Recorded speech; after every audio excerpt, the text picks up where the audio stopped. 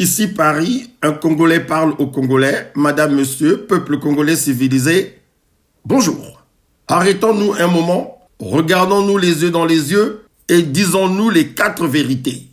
Peuple congolais, si vous pensez ne pas prendre au sérieux ce que quelques intellectuels, des personnalités congolaises chevronnées font comme travail pour éveiller votre conscience, Emi Talibino.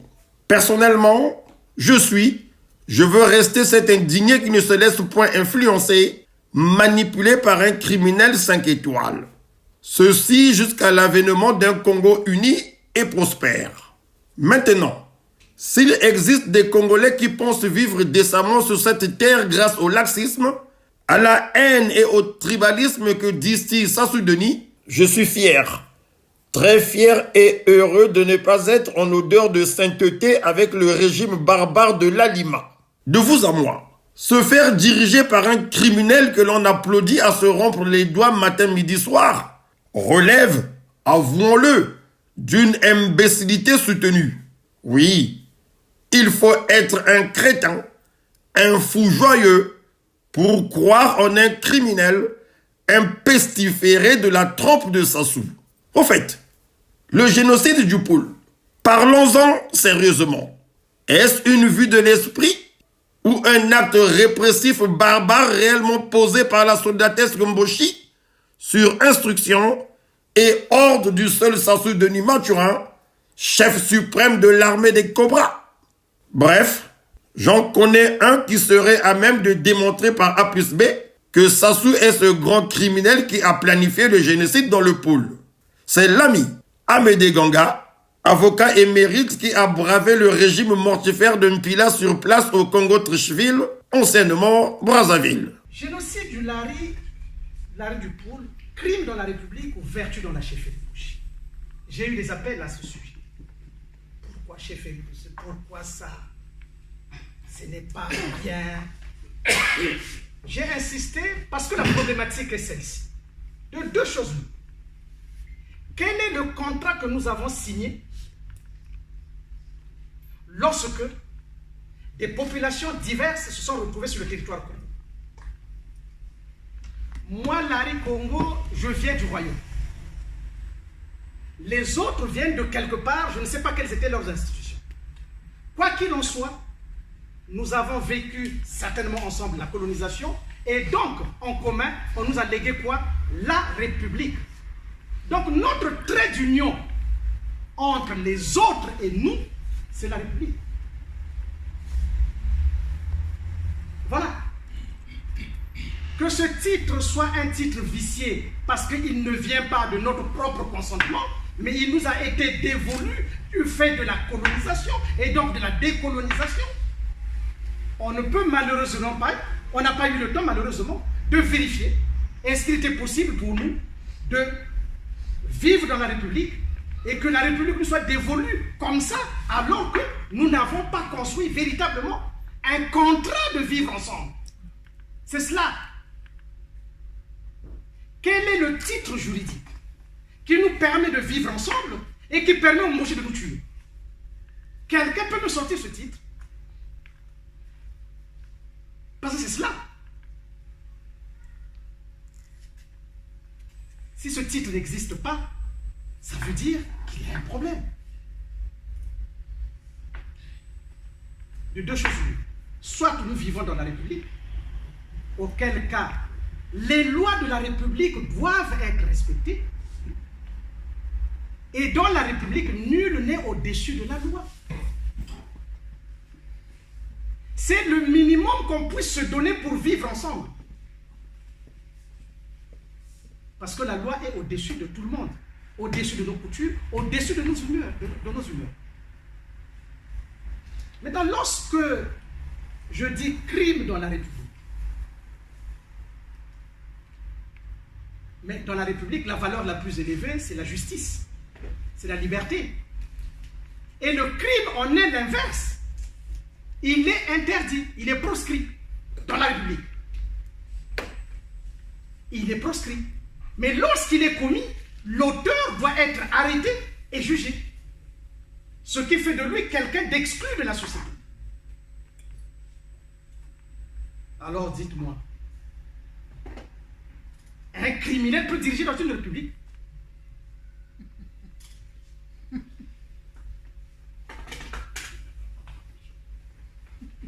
Est-ce qu'un criminel peut diriger dans une république? Donc si un criminel ne peut pas diriger dans une république, c'est qu'il y a un problème. Oh, Sassou est un criminel.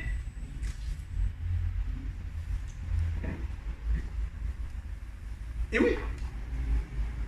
Donc le premier débat aujourd'hui entre les autres et moi et nous, c'est qu'il y ait quelqu'un qui vienne en face me dire que Sassou n'est pas un criminel. Or, contrairement à certains qui font de la criminalité de Sassou une simple pétition de principe, moi j'en ai les preuves. Ok? Sassou sait ce que moi je sais et je sais qu'il est criminel. Alors à partir de ce moment-là, dans une république, un criminel doit être arrêté. C'est quoi ça?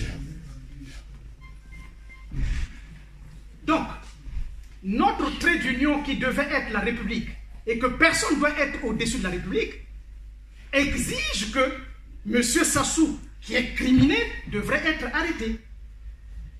Parce qu'il y a une incompatibilité entre être président de la République et le crime. Il y a une incompatibilité. On ne peut pas être dit président de la République quand on commet des crimes.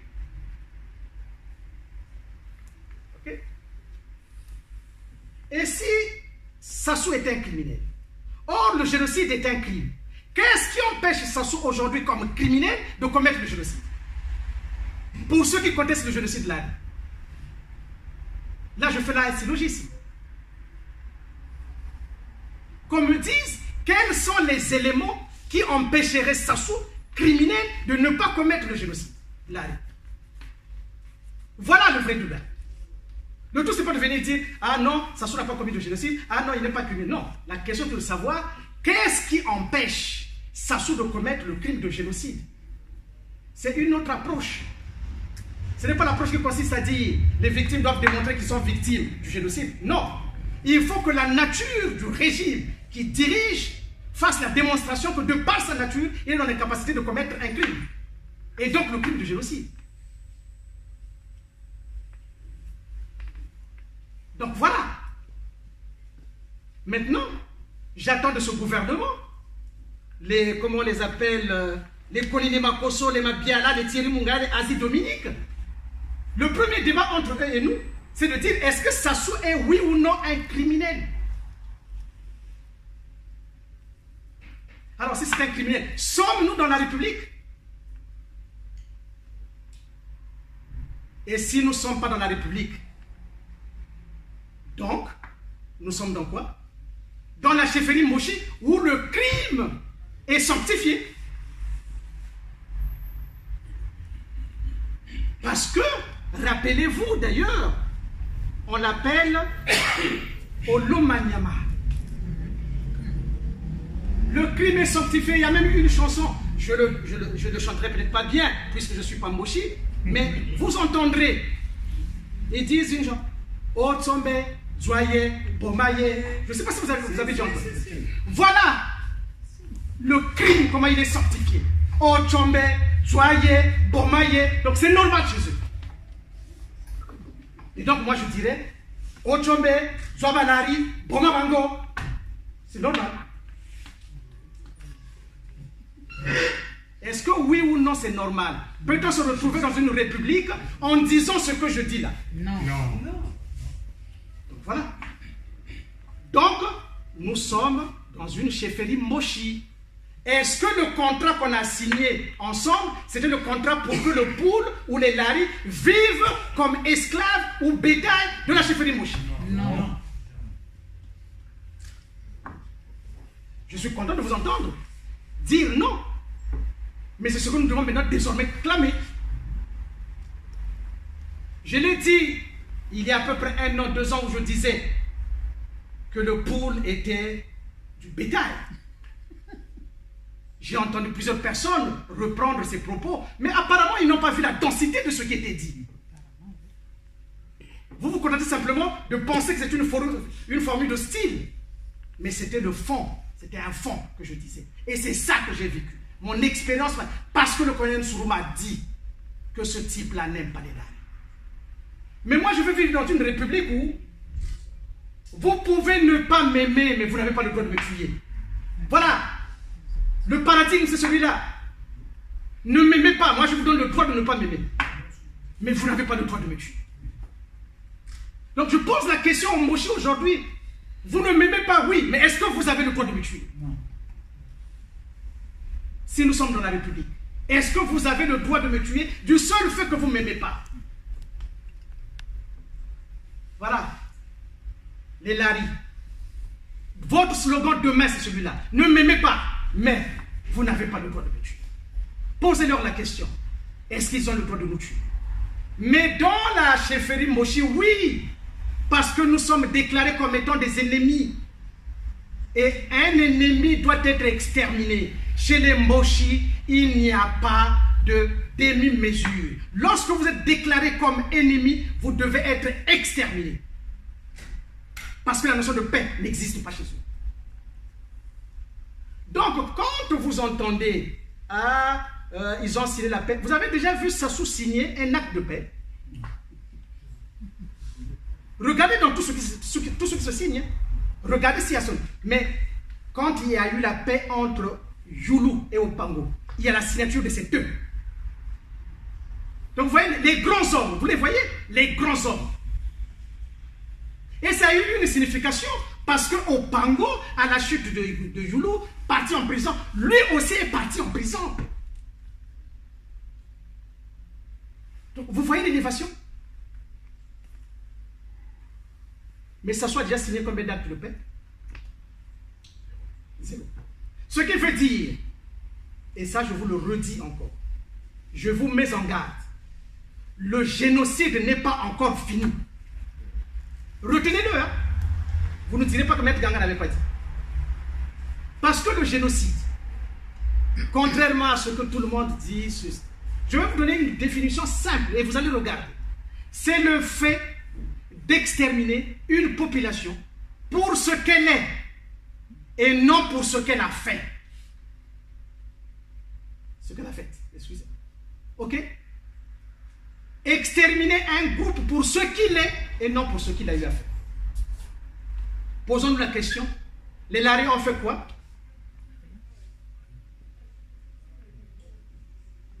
Maintenant, ceux qui contestent le génocide,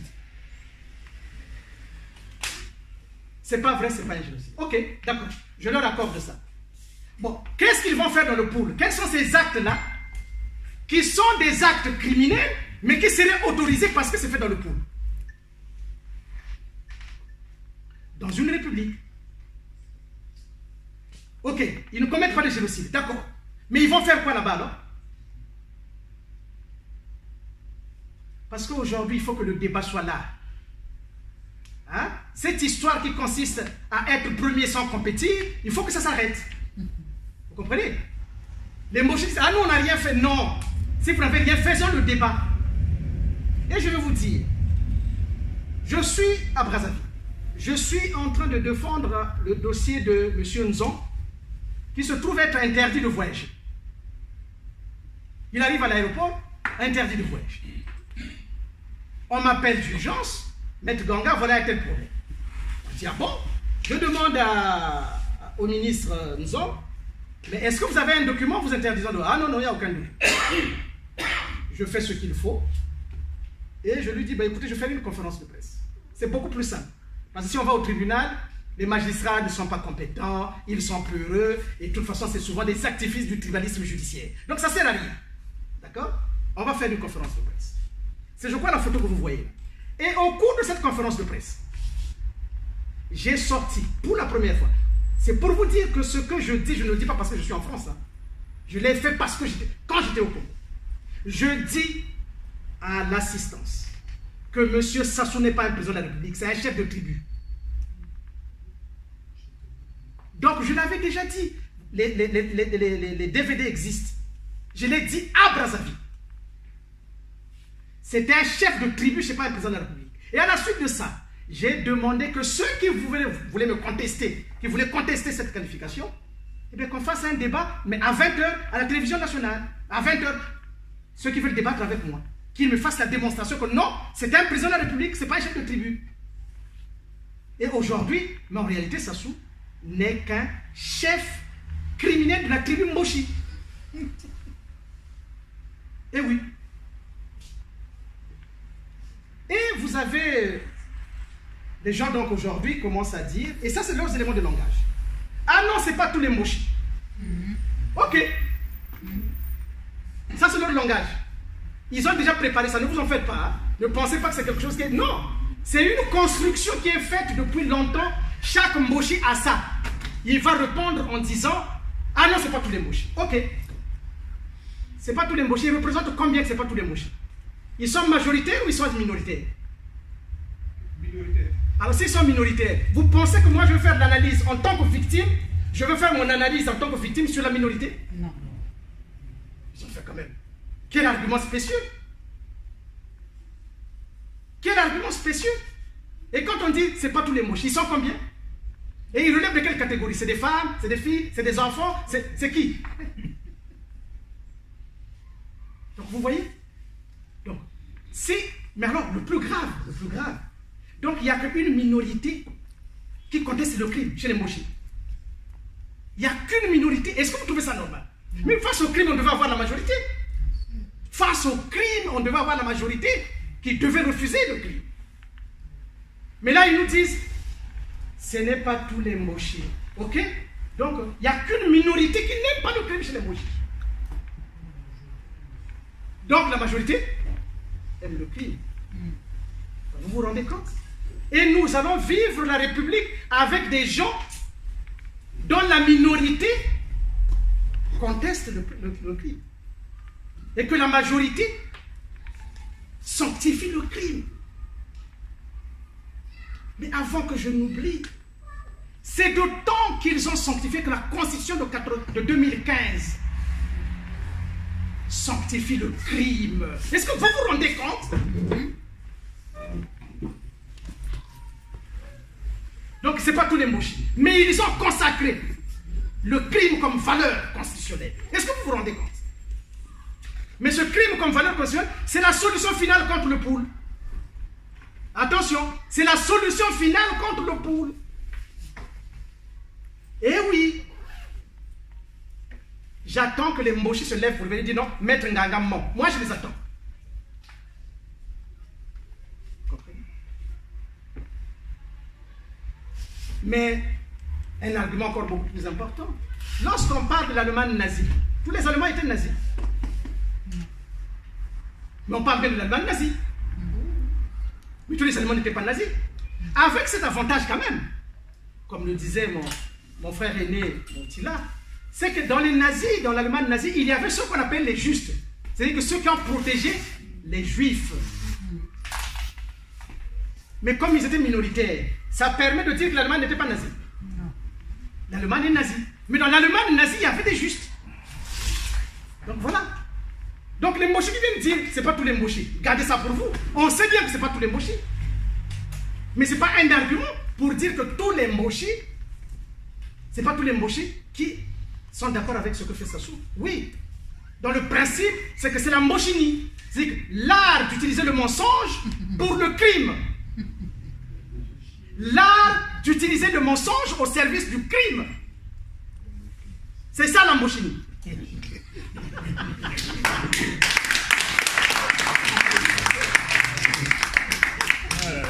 Oh, moi Congo, moi Larry, je veux un pays fondé sur la vérité au service de la liberté et de la justice. Voilà l'offre qu'on vous fait. L'offre que vous fait.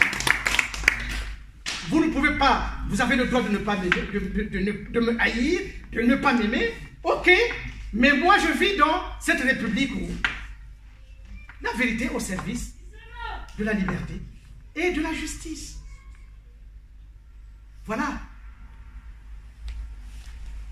Vous pouvez ne pas m'aimer. Mais est-ce que vraiment c'est mauvais que je vous propose? Ça, c'est l'offre que nous faisons désormais. Un Congo fondé sur la liberté, sur la vérité au service de la liberté. Et c'est ça notre République.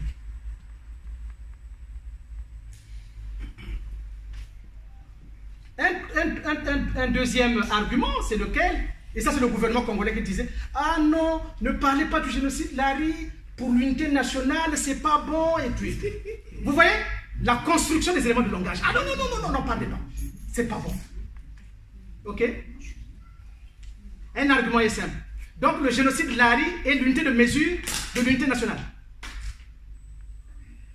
Est-ce que le génocide là, donc les crimes sur les Larry, constituerait l'unité de mesure de l'unité nationale? C'est cela?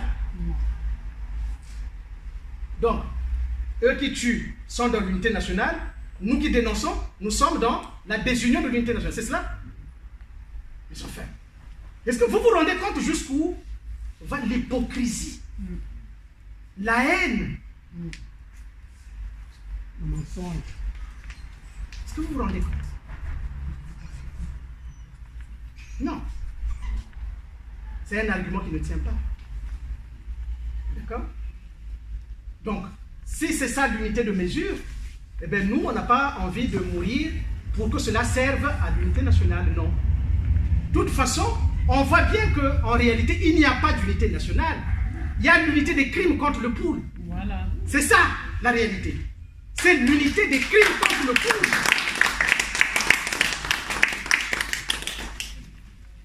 Et vous direz encore, et ça, vous aurez tout ça comme argument. Le Congo est indivisible.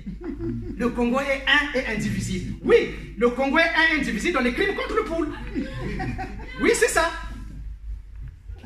Vous êtes tous unis pour tuer au pool. Ah oui, ça c'est vrai. Ça c'est bon pour vous.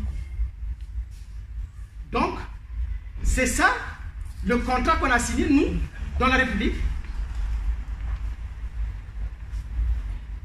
Non.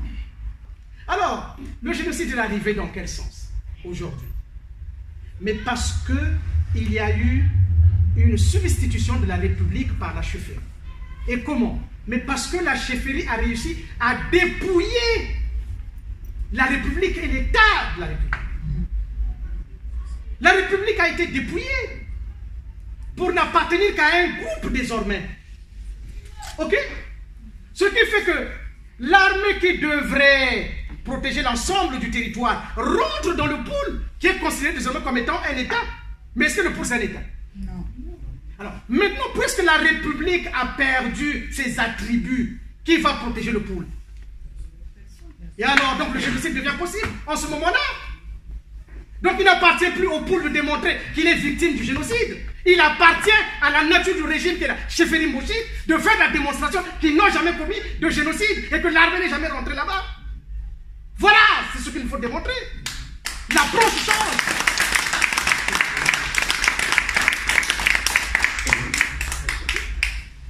C'est cela. Donc, si la République existait, et comme je vous ai dit, vous pouvez ne pas m'aimer, mais j'ai le droit quand même à l'existence. Le droit à l'existence, c'est ce que me consacre la République. Donc, la République protège mon existence. Mais là, non. Parce qu'il n'y a plus de République. Nous sommes dans la chefferie Mboshi. N'en déplaise à qui veut. Nous sommes dans la chefferie Mboshi et nous sommes exposés. Parce que personne, même la communauté internationale, est incapable de nous protéger. Malgré nos cris, malgré nos pleurs. D'accord? Donc, la chefferie Mboshi a transformé la force de la loi dans la loi pour la force de la force. Donc maintenant, il règne en force et la loi, c'est Sassou. Comment ce dépouillement a commencé? Je n'irai pas très loin, mes aînés ont parlé de ça, mais moi je vais prendre des exemples précis. La mort de Marien Ngouabi est un point capital du dépouillement de la République. C'est vrai que mes aînés font remonter ça plus loin. Mais moi, par rapport à mon âge, simplement, de ce que j'ai vu, d'accord? Voilà à quoi remonte. Marien Ngouabi est tué par Sassou. Je le dis haut et fort, si Sassou est un homme de grande conviction, j'attends qu'il dépose plainte contre moi pour diffamation.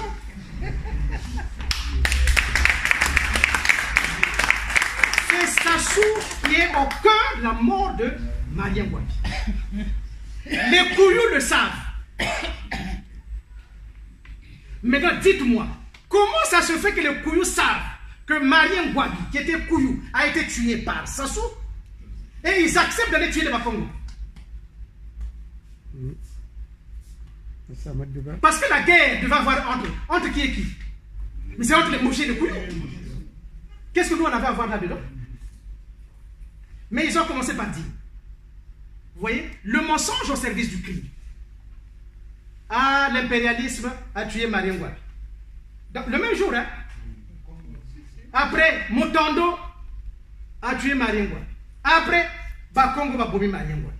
En une journée, on a 3 versions, mais le plus grave,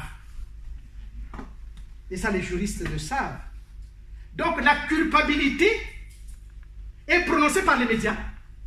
L'auteur, donc sans enquête judiciaire, sans source judiciaire, c'est les médias qui disent « Ah, c'est un tel qui a tué ». Jusqu'à mettre en chanson Bakongo Babou. Retenez ce que je vous dis là. C'est comme ça que ça procède. Donc les médias reprennent Bakongo Babou. Et là c'est quoi? Comment ça s'appelle? C'est l'appel au génocide. Ça s'appelle l'appel au génocide. C'est l'appel au génocide. Parce qu'il n'y avait aucune enquête. Ce n'était pas une source judiciaire. Donc la République a été fauchée déjà là. La République n'était pas. Et je vous dis jusqu'aujourd'hui, l'enquête sur Marien Ngouabi, la mort de Marien Ngouabi, n'a jamais été faite. Retenez ce que je vous dis. Hein? L'enquête sur la mort de Marien Ngouabi à ce jour n'a jamais été faite. Que les couillous m'entendent et qu'ils reconnaissent et qu'ils disent et qu'ils comprennent que jusqu'à présent, ils sont partis tuer les Bakongo pour rien et sans aucune enquête. Mais le plus grave, quel était l'officier qu'on a mis à la tête? Yombi. Donc, un officier de cet acabit peut-il se permettre qu'il y ait des exceptions sommaires? Non. Mais regardez ce qui va se passer. Marien Ngouabi est mort. Je vais vous lire quelque chose pour vous faire la démonstration. Marien Ngouabi est mort. C'était la constitution de 1973 qui nous gouvernait. Ok?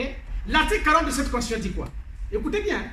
En cas de vacance de la présidence de la République, pour quelque cause que ce soit, ou d'empêchement constaté par un plénum réunissant les membres du comité central et de l'Assemblée nationale populaire, statuant à la majorité absolue des membres composant le plénum, les fonctions de président de la République, à l'exception des pouvoirs prévus, je vous passe les détails, sont provisoirement exercées par le président de l'Assemblée nationale populaire. Suivez bien. En cas de vacances, les fonctions sont exercées par le président de l'Assemblée et il avait 3 mois pour ça. Qui était le président de l'Assemblée à l'époque? Mouissou Poiti, exactement. Et qui était le premier permanent du PCT?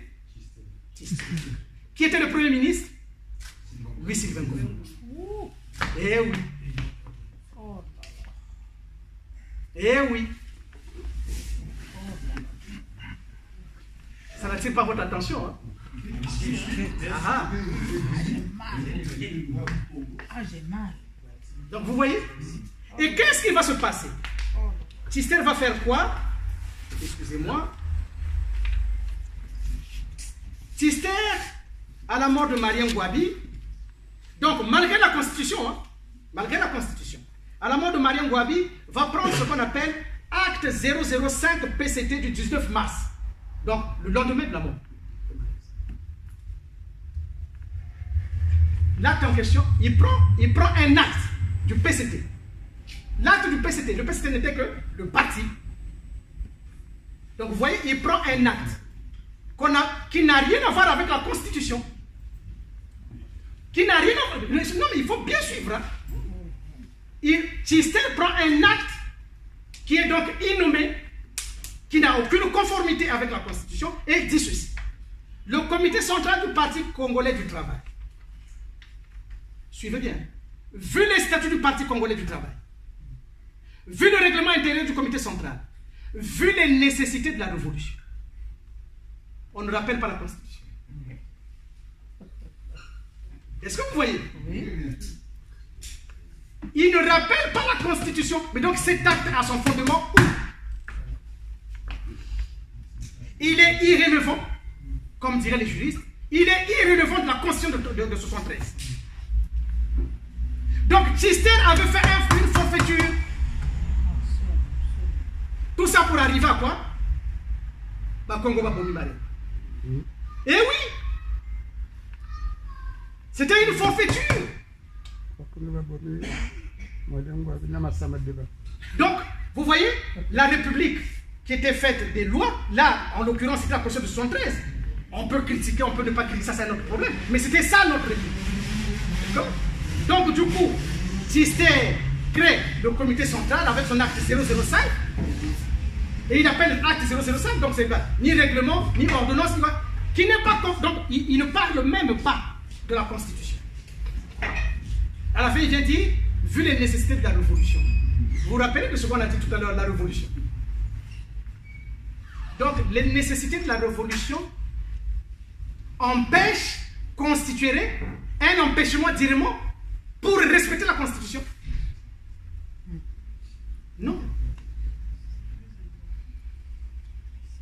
Et donc, on sort déjà des institutions. On sort carrément. Et de l'acte 005 va découler l'acte 001 du CMP signé par Sassou, le commandant Sassou, qui va désigner comme président Yombi. Donc, Sassou, simple ministre qui n'est rien du tout, c'est lui qui désigne comme président Yombi. Non, peu importe. Il n'est pas membre du comité central, c'est vrai en plus.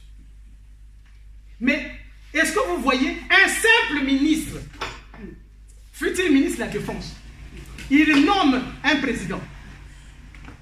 Le gradé. Vous avez vu ça où? Nulle part. Nulle part. Sauf chez les Moshi, évidemment. Oui. Donc, c'est le seul pays au monde, un ministre, un simple ministre, décide que toi, je te fais président. Alors qu'ils sont tous dans le complot de la mort de Marien Ngouabi. Et écoutez ce que dit Yombi à la conférence de ça. Vous l'avez entendu, non? Ah, pendant tout ce temps-là que moi j'ai dirigé, c'est Sassou qui était le vrai président. Un colonel, officier supérieur.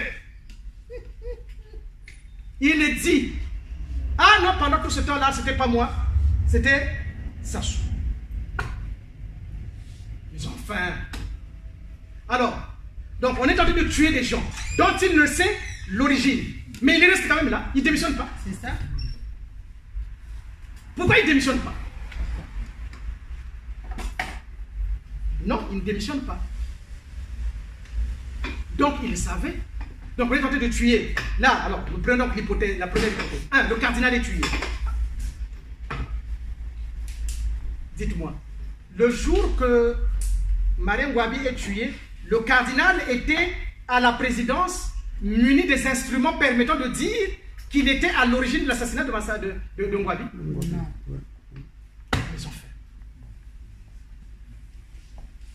Dites-moi, à l'époque, qui était procureur de la République, parce que la procédure n'a pas changé, parce que c'est les lois de 63. Mais en cas de crime flagrant, c'est le procureur de la République qui se déplace immédiatement avec les OPJ sur les lieux du crime, accompagné éventuellement du juge d'instruction, qui est le juge le plus puissant. Or, à la mort de Marien Ngouabi, vous n'avez rien de tout ça. Vous n'avez rien de tout ça. Donc, aucune enquête n'est faite.